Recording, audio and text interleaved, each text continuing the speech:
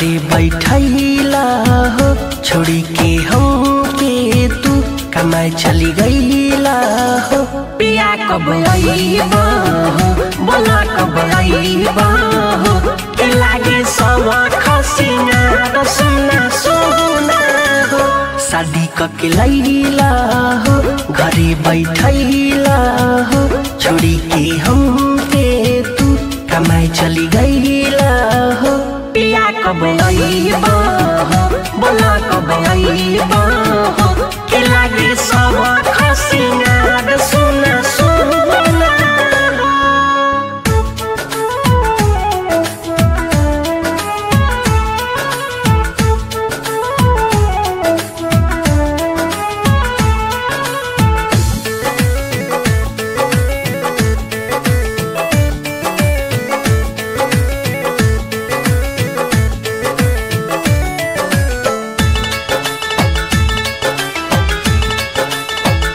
करे जा डह कहता आगी जसलह कहता बहे पूरा वैया त मन मोर बह कहता।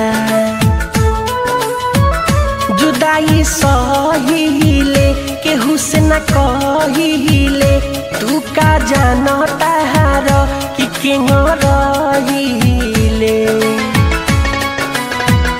नहीं बतियावेला बड़ी तड़पावेला पूछी जब कुछ त नहीं बतावेला।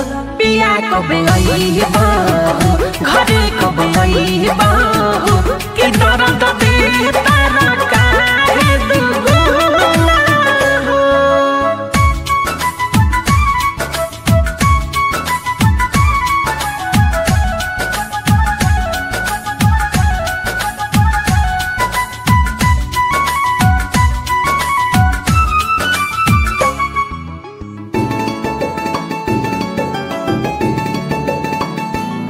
बस ये तने हमके बताव पिया कौन हमारा से भइल बाटे खता।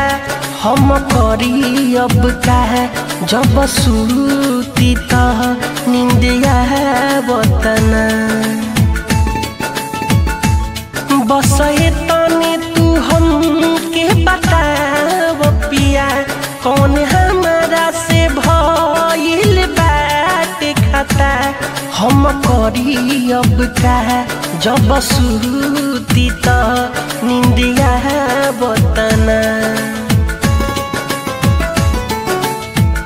कि कवना भोरावा में सुतैब कोरावा में ये हम सोची के डूब जानी लोरावा में।